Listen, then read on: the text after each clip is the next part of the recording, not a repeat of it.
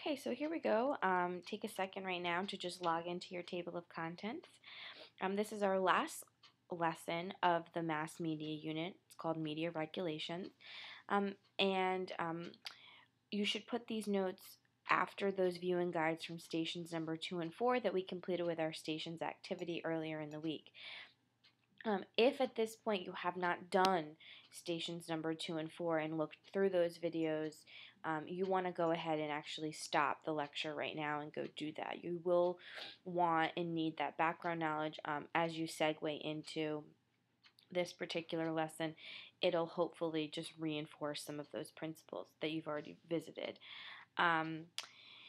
In terms of your page numbers, we're all sort of in different places. So period 5, you guys actually started this lecture a couple Fridays ago. It was a weird, messy day. My advice to you would be to either put those viewing guides on top of that old lecture, or just annotate the notes that you've already taken from this lecture as you're revisiting it, which can only help you. Or you can just sort of start new as well, whatever you kind of feel is best. Obviously for my 2B friends, you guys will just put them, you haven't had any background on this yet, so you'll just start right after the viewing guides. So we're going to get started at this point. I think this lecture is really, really great for a couple of reasons. One, it helps to kind of take a step back on not necessarily what the media is doing, but legally how they're doing it, why they're doing it, why they're allowed to do it, and then also the things that help to kind of reel them in, if you will. It also helps us revisit a couple things that we talked about earlier in the year, so it also does a really good job of kind of reinforcing and revisiting some of those topics and discussions that we talked about previously in the year, but also within this own unit. So it's a really nice recap to the whole thing. It's also kind of short, so that's good too. So we're going to get started. Our first topic that we're going to talk about is media ownership. And if you look at this graph here, you see that the number of corporations is obviously dramatically decreased in the last 30 or so years. So the graph gives you from around the early 80s and 90s all the way up until 2010, which that data point isn't actually on there, but we would guesstimate that it basically stays the same. Now, there's a couple reasons for this. The first one, and you learned about this, was the Telecommunications Competition and Deregulation Act. Basically, what this act did in 1996, which was passed by Bill Clinton, was eliminate the restrictions that had previously existed on media ownership. And essentially what it ended up doing was helping large media corporations kind of consolidate into those conglomerates, which we looked at earlier in the year. Now, this sort of is juxtaposed. It sort of doesn't really make sense compared to the idea of how diverse our media sources really are. I mean, that's definitely part of our history, and you guys saw that when you did your media gallery walk way earlier in the unit. I mean, you saw all these different types of newspapers, and if you think about the 1800s when the penny press existed, there was literally, dozens, hundreds of independent newspapers in our country. So this idea of having a rich media source and this diversity within it has sort of always been part of our history. And the Telecommunications Deregulation Act sort of eliminates that piece from our mass media. It essentially helps to reinforce this idea of the large corporation. And obviously, that's attributed to the main reason that the media and journalism essentially is a business, and it's a money-making business. And the best way to do that is to have large corporations with large amounts of money really, working together, so to speak, to, facilitate not just news programming, but entertainment programming, etc. But we also have to realize that when you have these large corporations, and this really strong further concentration of them, as the graph indicates, then basically you're being reached by a very few elite amount of people who are really controlling not only how news is reported and what's reported, but also the kinds of programming that you're getting. So when people are talking about, oh my God, all that's on TV is reality TV, well, there's a reason for that. Reality TV makes money. And we know that this is a money-making business, and these people are reaching us at a really concentrated level. So you have, these top six corporations that are really controlling almost all of our entertainment, news, cycle programming.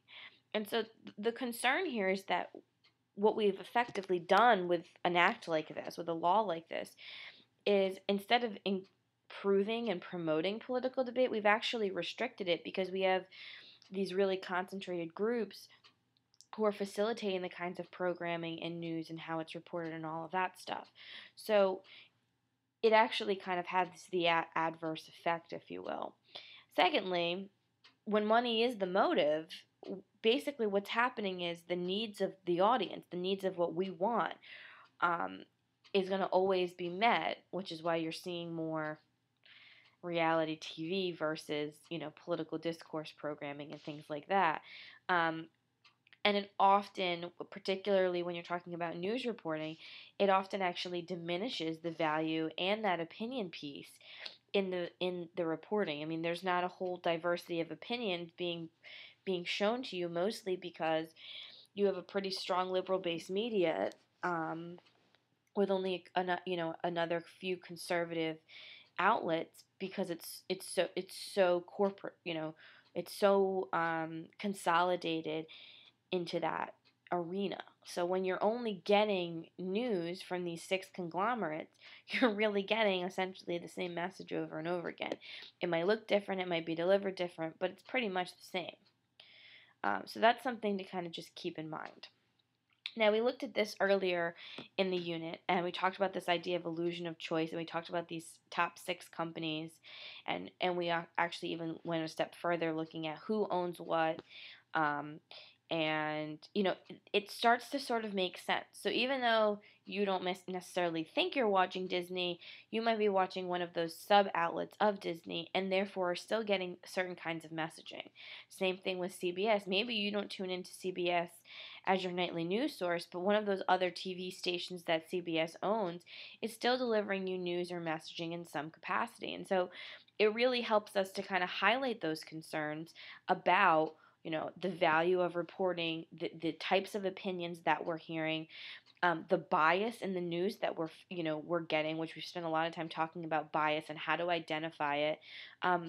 These are all real things that are happening to us every day, and without that knowledge base, without really knowing what we're kind of getting ourselves into, it can definitely distort how we feel like the American political system is operating. And so, in many ways, when we think the president's doing good things, or when we think the president's doing bad things, or when we think Congress is being really efficient, or when Congress is being really inefficient, it's because of one of the messages that we're getting from one of these major corporations. Take a second at this point and just kind of, it might be helpful to actually turn back to that station 4, or station 2 rather, media guide that you looked at last week, and revisit that chart on the First Amendment. And we talked a lot about, or you guys looked at a video clip that gave you some ideas in terms of the kinds of freedoms that are granted by the First Amendment. So basically what you looked at in terms of the freedom of the press specifically, you learned about the things that you can do. So now I'm going to go through some of the things that you can't do. So we'll revisit some of those concepts. We'll look at how the freedom of the press is regulated in our country, and is it really completely free. So what's it mean? Well, at the very crux of it, when we're talking about the First Amendment and in terms of media, we're looking specifically at the freedom of press and the freedom of speech.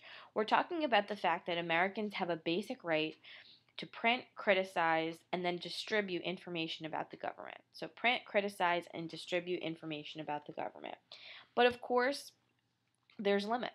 I mean, this is not, this system is not truly free. There's legal limits, and it has to do with the actions that you take in trying to print, write, and criticize and distribute information about the government. And then, of course, there's also, sorry about that, there's also government policies that limit press access and how people get their news and how people, the kinds of things that they're hearing and seeing on TV. And in addition to also, um, certain things from the government that need to really be kept confidential and secret and can't really be released to the general public. So, yes, there's a freedom of the press, and yes, there's a freedom of speech, but there are limits, there are regulations and controls on them, and so that's kind of where we're going next. So we're going to look at those legal limits, and then we're going to look at some of the ways that government policies help to limit press access in terms of the media. So let's talk first about the legal checks. There's two major ones that these are also two vocab terms. If you were confused a little bit about these two vocab terms, hopefully this will reinforce it. The first thing is called libel, and basically, you cannot write something and therefore print something. So writing and printing sort of go hand in hand. That's going to ruin a person's reputation or livelihood. And the big key here is that you cannot print false information. So you cannot write and print false information that is going to ruin a person's reputation or livelihood. And this is usually followed up by the question, well, what if you don't know that the information is false? Well, as a reporter, whether you're a TV reporter or, a journalist for a newspaper, that's sort of your job, is to make sure that when you're writing something and when it's going to print, okay, that it's true and that it is factual information, particularly in cases where it's going to ruin someone's reputation, career, livelihood, etc.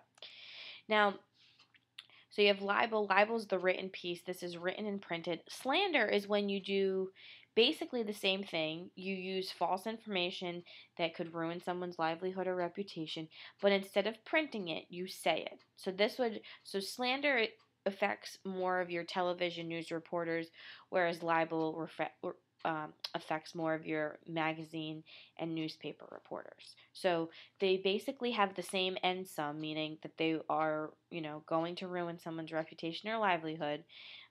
They're false information, so that's a big thing here. So make sure that you note that it's not just saying or writing it, but it has to be falsified information that could lead to that.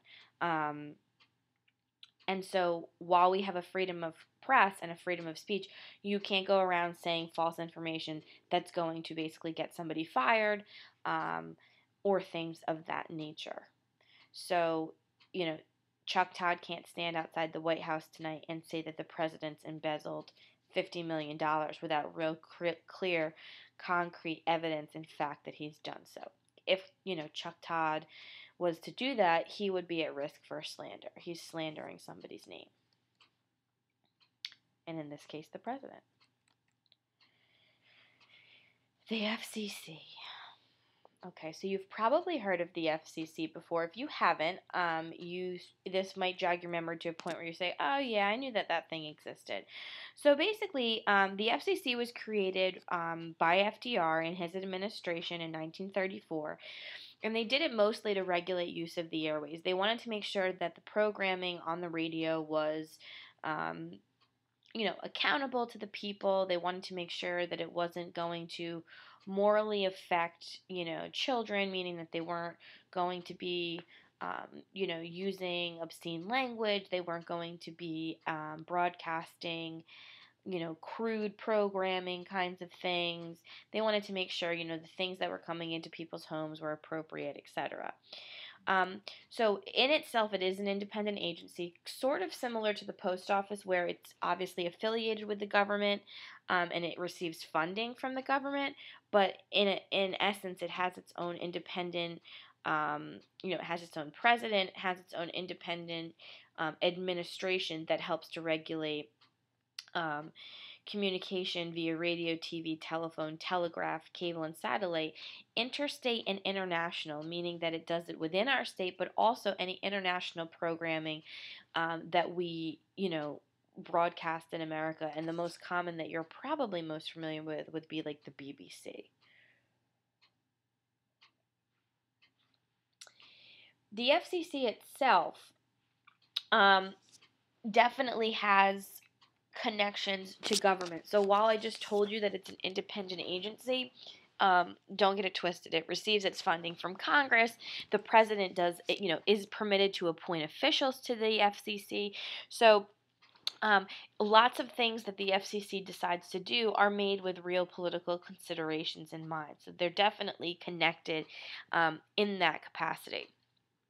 So, what's it actually do? What's its role? What's its function? Well, the first is that it administers rules, and administering rules has a couple things. Um, it administers rules in terms of the number of stations that one company can control. So, basically, it helps to reinforce the policies behind the Telecommunications and Deregulation Act. So their goal is to prevent actual monopolies, making sure NBC doesn't own every single news station. So the FCC does that, and it does it for radio, telephone, TV, cable, and satellite. So that's why there's always choice. And that's why that the only cell phone provider isn't Verizon. That's why there's more providers, even for your cable, right? You can have Comcast. Their AT&T has their own cable station. Of course, you could get like Direct TV or something like that as well. So there's definitely more choices, and part of the reason for that is because of the FCC. They also set the technical standards. So you probably remember a few years ago um, that they went to a digital converter box for televisions. Excuse me. And you could no longer use bunny ears, and it would only work. Your TV, if you didn't have cable, would only work if you had the digital converter cable box. Well, that was that was a decision made by the president and the FCC. So they wanted basically people to have digital programming. It's better for the environment. The boxes are a little bit more like user friendly. So that was the reason for that. And that's just kind of one example. So HD channels, things like that, that's all controlled by the FCC.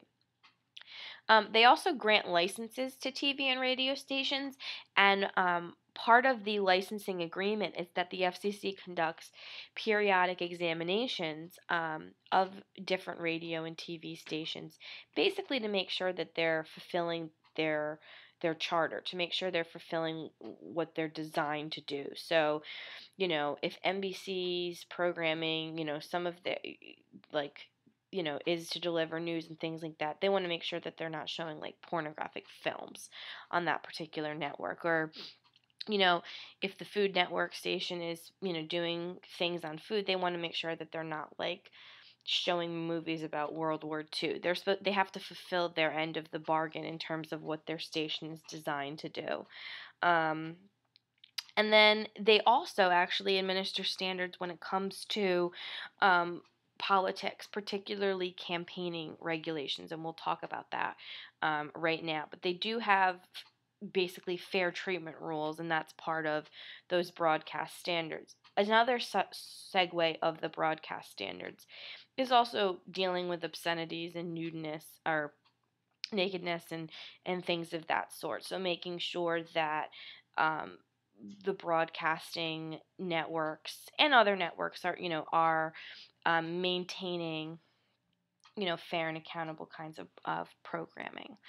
I'm actually going to have you pause right now, and you're going to watch a clip from Family Guy on the FCC, and I think that you'll like it. So if you're at all a little bit fuzzy on what the FCC does, they will certainly help to Stewie will help to hone it in for you. Okay, so take a second right now, pause, go back to the e-board and click on that first YouTube link, or actually you can just download the video right from the e-board and you can watch that. It's about 2.5 minutes long.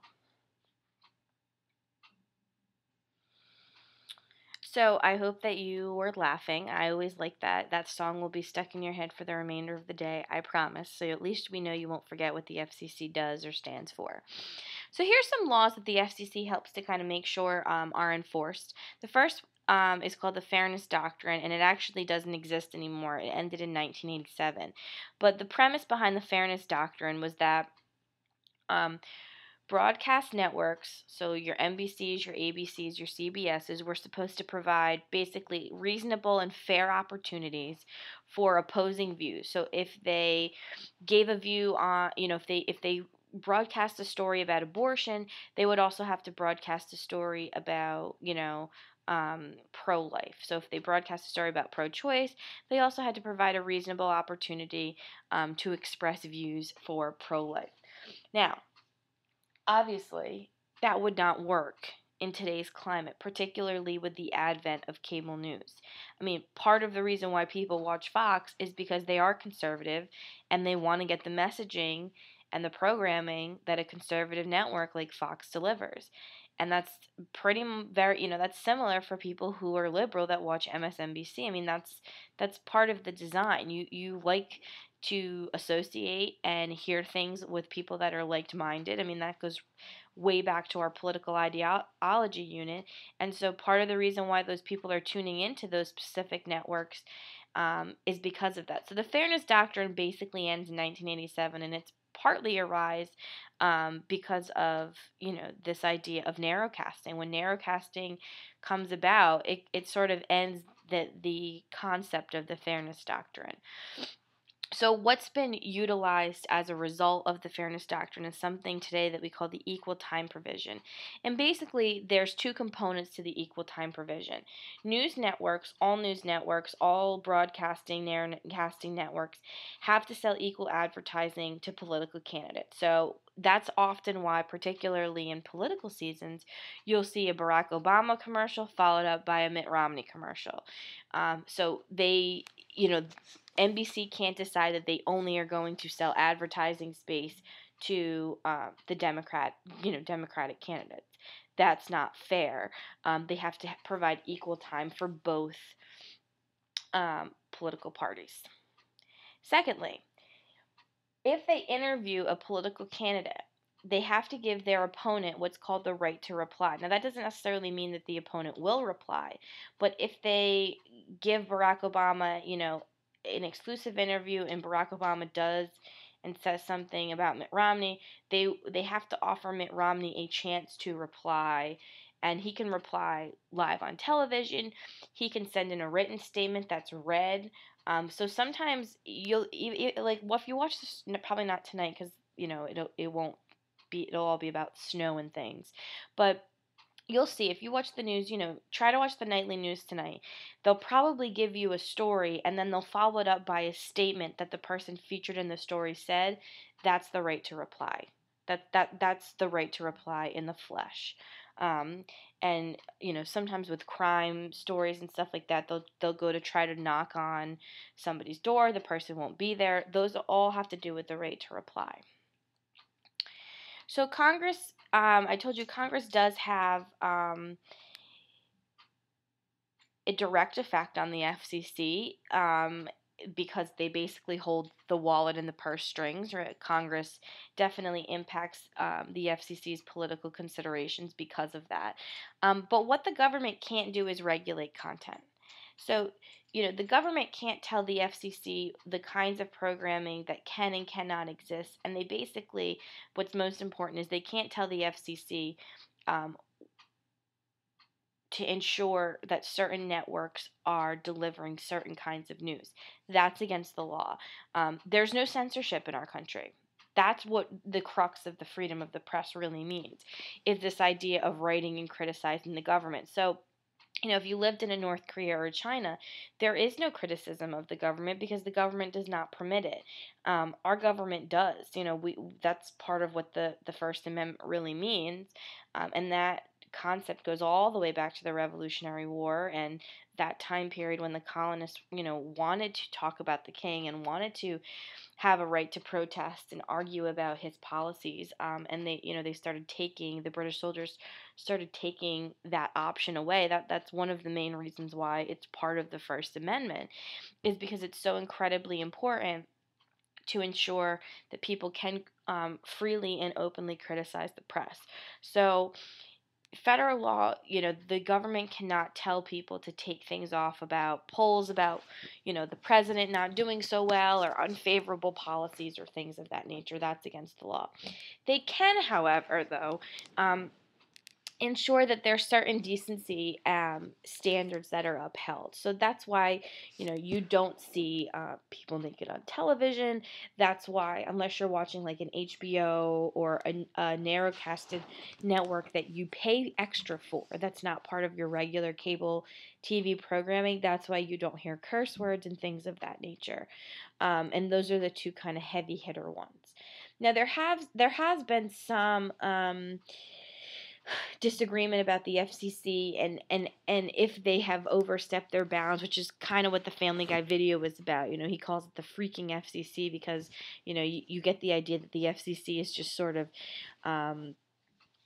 just too much, right? And that's kind of why they're wearing the lingerie, and it's supposed to be funny, but this is actually a real concern, particularly if you're one of those major six corporations, or you are in control of news programming or any kind of programming on one of those major networks. So at this point, you're going to pause again, and you're going to go back to the second clip. And this is Fox News actually reported on the FCC's supposed violations of the freedom of the press.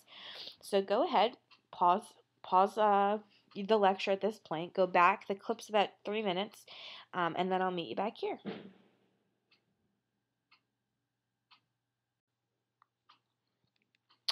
Okay, glad to be back.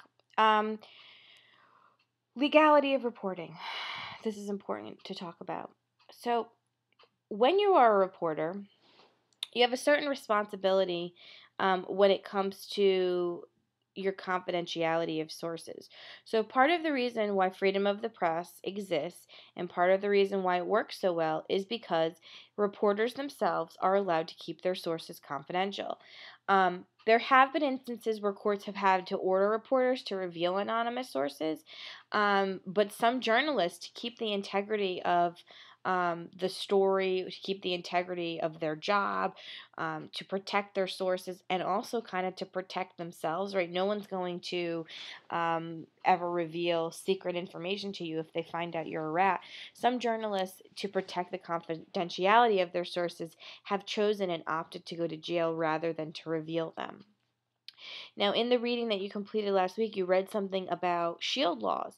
There are some states in our country who have passed protections basically to protect the actual notes and sources of reporters so that they don't have to go to jail and things like that. And the question here is, well, does that even really matter? Does it matter if you have a confidentiality of a source? Does it matter if the reporter themselves can be protected? And the answer, of course, is absolutely. Think of something like Watergate and Monica Lewinsky.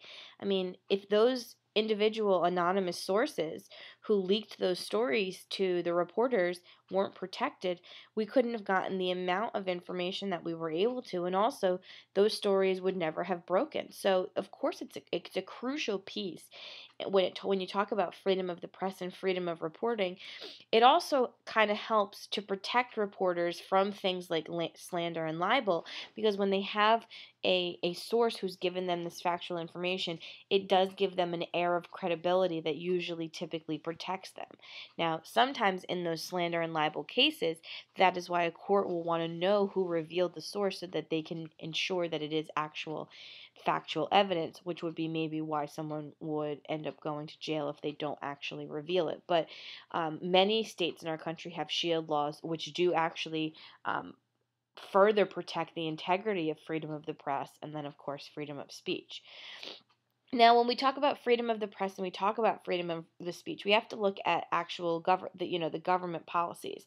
Now, there are some limits on terms of what the press can print about the government, not just their policies, but also in terms of secrecy elements. So, no, you cannot print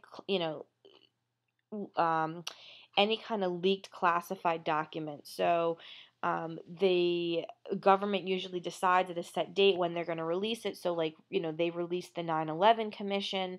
I think it was last year. So it took about 10 or so years to have, actually a little bit more than that, to have that released. The government decides to release the documents publicly in sort of a more safe, and usually it happens many years after the event has occurred, so that there's um, the public's fervor, the public's angst, the public's anxiety, the public's, in a sense, like they're not so hyper about the event anymore. They've sort of had time to decompress from it. But no, you cannot just, you cannot go around stealing documents from the White House if you're a secretary, and at the White House or something, and releasing documents. That any reporter would not be permitted to do that, and obviously government officials themselves are not permitted to do that. Um, you often see, particularly with the war in Iraq being over, we're not seeing it as much, but many times, this really began in Vietnam with Walter Cronkite. He's sort of our most famous one. He, was traveling around with soldiers in Vietnam, and pretty much from him on out, um, every news reporter is going to, or every news station is going to send somebody to go ahead and do that. Well, the incredible thing about that time period, really, was that we had sort of a first look into how the U.S. military operated, which is kind of insane. But while we're getting a look, obviously we don't know specific battle plans and things like that. And the truth is, we don't need to. You know, if they had released information on how, or God forbid, somebody had released information on how we were going to get Osama bin Laden, I mean, that changes everything. That changes every single thing about how that operation maybe goes, and then maybe he doesn't get killed. So there are certain things from the government that can't be released in order to protect the safety and the security of the nation. Or the safety and the security of government officials. So that story that you read about from that last reading with the spy, part of the reason why it was so kind of bad, if you will, that reporter wrote that article revealing that woman was a spy, was because that, um, leaking that kind of information, that kind of secret information, particularly when your job is a spy, I mean, puts you and everybody that you work with at risk for being killed, captured, and all kinds of things. So there are certain things that aren't going to be aren't going to be printed, that don't fall under those ideals of freedom of the press and freedom of speech, mostly because they exist to protect the American people. Reporting the news. So let's just kind of recap everything that we've talked about. What exactly is the media's tremendous power?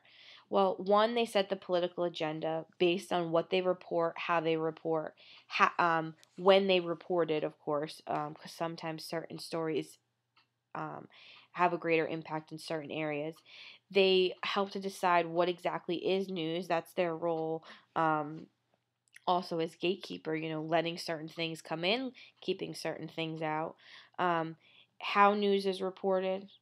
So, using things like a soundbite, using leaks, using spin, all of those elements determine what we think is news, and then also, the media takes a turn in bias and selection of sources and selection of where it's printed on the newspaper and how bold the headline is. I mean, we've really hit on some of the major elements of exactly how the media helps to infiltrate and affect all of us. And then, of course, their biggest responsibility is to uphold that idea of the freedom of the press by keeping news unbiased. And whether or not they do that is not always as clear. And that's sort of why this unit is so incredibly important. When you're talking about the media as the quote unquote fourth branch of government, we have to keep in mind that it's not a perfect system, and that's also okay. So that is our big recap. We are officially finished with Unit 4 of the media, and we are moving on to the most exciting point of the year, where we're going to be talking about political parties and elections and interest groups, and we're just going to have the best rest of March and early April. I will see you all soon.